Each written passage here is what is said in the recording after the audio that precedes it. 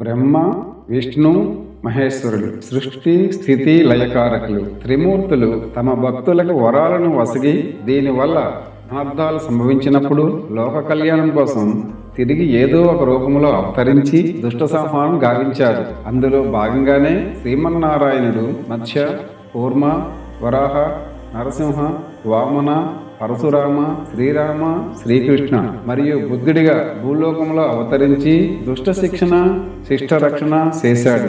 ఇక ఈ దశావతారాలలో విశిష్టమైంది వామనావతారం. ఈ కథలోకి వెళ్లే ముందు జై శ్రీమన్నారాయణ అని కామెంట్ చేయండి. అలాగే మాకు సపోర్ట్గా ఒక లైక్ చేయండి. రండి కథలోకి వెళ్ళిపోదాం. క్షీరసాగర మదనంలో ఉద్భవించిన అమృతాన్ని సేవించిన దేవతలు అత్యంత బలసంపన్నులుగా మారారు. యుద్ధంలో రాక్షసుల్ని పరాజితులను చేసి చాలా మందిని సంహరిస్తారు. ఇలా దేవతల చేతిలో ఓడిపోయిన బలి ప్రహ్లాదుని మనవడు, వీరోచనుడి కుమారుడు. రాక్షస గురువైన శుక్రాచార్యుల వద్దకు వెళ్లి తమకు జరిగిన అవమానాన్ని విన్నవించుకుంటాడు బలి. దీనికి పరిష్కారం కోసం బలితో శుక్రాచార్యుడు విశ్వజిత్ యాగం చేయిస్తాడు.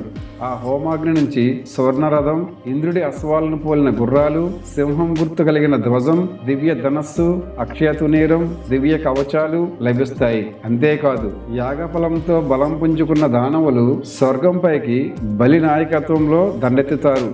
దేవతలను ఓడించి స్వర్గాన్ని బలి చక్రవర్తి ఆక్రమిస్తాడు. విశ్వజిత్ యాగంతో శక్తివంతులైన రాక్షసులను జయించడం చాలా కష్టమని, మంచి రోజులు వచ్చే వరకు ఎక్కడైనా తలదాచుకోమని దేవతల గురువైన బృహస్పతి చెప్పడంతో దేవతలంతా స్వర్గం విడిచి వెళ్లారు. ముల్లోకాలను తన పాలనలోకి తెచ్చుకున్న బలిచక్రవర్తి అనేక అశ్వమేధ యాగాలు నిర్వహించాడు. అడిగిన వారికి లేదనకుండా ఏదైనా ఇచ్చే దానశీలిగా చక్రవర్తిగా పేరుగాంచినాడు. బలి చక్రవర్తి ధర్మపాలనలో ఎవరికి ఎటువంటి కష్టాలు కలగలేదు. ఇక అదితి తన కుమారులైన దేవతలు సర్వం కోల్పోవడంతో కుమిలిపోతుంది. తన భర్త కశ్యప ప్రజాపతి సూచన మేరకు పయోవ్రతాన్ని ఆచరించింది. ఆమె భక్తికి మెచ్చిన శ్రీ మహావిష్ణువు పుత్రుడిగా జన్మించి దేవతలకు మేలు చేస్తానని వరం ఇచ్చాడు. భాద్రపద శుద్ధ ద్వాదశి నాడు శ్రవణ నక్షత్రం అబ్జిత్ ముహూర్తంలో శ్రీహరి వామనమూర్తిగా బ్రాహ్మణ వటువుగా అవతారం దాల్చారు. మహర్షులు ఆ వటువుకు ఉపనయనాది సంస్కారాలు నిర్వహించగా సవిత గాయత్రి మంత్రం, బృహస్పతి యజ్ఞోపవీతం, ధరణి కృష్ణాజపం, సోముడు దండం, అదితి కౌపీనం, త్రిలోకం ఛత్రం, బ్రహ్మకమండలం, సప్తఋషులు దర్భలు, సరస్వతి అక్షరమాల, కుబేరుడు భిక్షపాత్రను ఇవ్వగా శక్తి స్వరూపిణి పార్వతీదేవి భిక్ష వేశారు. నర్మదా నది తీరంలో భృగకచ్చ క్షేత్రంలో బలిచక్రవర్తి యజ్ఞం చేస్తున్న ప్రదేశానికి వామనుడు బయలుదేరాడు. సూర్య తేజస్సుతో వస్తున్న వామనుని చూసిన బలి ఆయనకు ఎదురేగి స్వాగతం పలికారు. వామనుడి కాళ్ళు కడిగి ఆ జలాన్ని తలపై చల్లుకున్నాడు. అనంతరం, మీ రాకతో నా జన్మ ధన్యమైంది. మీకు ఏది కావాలంటే అది అడగండి, తప్పక ఇస్తానని బలిచక్రవర్తి అన్నాడు. అప్పుడు వామనుడు, నాకు 3 అడుగుల నేల ఇస్తే చాలు, అంతకంటే ఏమీ వద్దని అన్నాడు. వామనుడి కోరిక మేరకు 3 అడుగుల నేలను ఇవ్వడానికి సిద్ధమవుతాడు. ఆ వామనుడే శ్రీహరిగా వచ్చినట్లు గుర్తించిన గురువు శుక్రాచార్యుడు ఆ బలికి ఈ విషయమే చెబుతాడు. అయినా బలి మాత్రం ఇచ్చిన మాటను తప్పలేదు. సాక్షాత్తు ఆ మహావిష్ణువే తన యాగస్థలికి వచ్చాడంటే ఎంతకంటే భాగ్యం లభిస్తుందా అని వారించాడు. వామనుడి చేతిలో నీటిని పోసి దానం చేస్తుండగా బలి మీద వాత్సల్యంతో కమండలంలోని నీరు చేతిలో పడకుండా శుక్రాచార్యుడు పురుగు రూపంలో అడ్డుపడతాడు. దీన్ని గ్రహించిన వామనుడు ఆ రంధ్రాన్ని దర్భతో పొడిచాడు. దీంతో శుక్రాచార్యుడికి ఒక కన్ను పోయింది.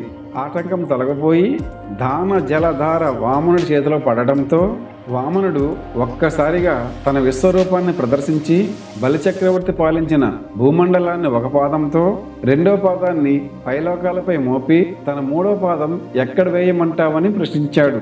దీనికి బలిచక్రవర్తి తన శిరస్సును వంచి దానిపై ఉంచమని చెబుతాడు. అప్పుడు శ్రీహరి ఆ మహాబలితో, దానవులలో శ్రేష్టమైన నీ దానగుణానికి ఎంతో సంతోషిస్తున్నాను. విశ్వకర్మ నిర్మితమైన సుతల రాజ్యానికి అధిపతిగా ఉంటావని వరమిస్తూ తన 3వ పాదాన్ని బలిచక్రవర్తి శిరస్సుపై పెట్టి పాతాళలోకానికి పంపిస్తాడు. జై శ్రీమన్నారాయణ, జై జై శ్రీమన్నారాయణ. ఈ వామనావతార సందేశం మనకు తెలియజేసింది ఏమిటంటే, మహాబలి ఎంత గొప్పవాడైనా అతనిలో ఉన్న అహంకారమే అతనిని పాతాళానికి పంపించేటట్టు చేసింది. మనం ఎంత గొప్పవారమైనా అహంకారాన్ని నియంత్రించకపోతే అదే మనకు శత్రువుగా మారుతుంది. దానం చేయడం మంచిదే, కానీ అది ధర్మాన్ని దాటిపోకుండా ఉండాలి. మహాబలి ఆలోచించకుండా వామనకు భూమిని ఇచ్చాడు. మనం నిర్ణయాలు తీసుకునేటప్పుడు ఆలోచించి వ్యవహరించాలి. మహాబలి చివరికి తనకు తానుగా ఆ వామనుడైన మహావిష్ణువుకి సమర్పించి పాతాళలోక పాలకుడు అయ్యాడు. భగవంతుడు ఎప్పటికప్పుడు తాను అవసరమైన రూపంలో అవతరించి ధర్మాన్ని కాపాడుతూ ఉంటాడు. ఈ వీడియో మీకు ఉపయోగపడిందంటే లైక్ చేయండి, షేర్ చేయండి. ఇలాంటి మరెన్నో పురాణ గాథల కోసం మా ఛానల్ను సబ్స్క్రైబ్ చేసుకోండి. Thank you for watching.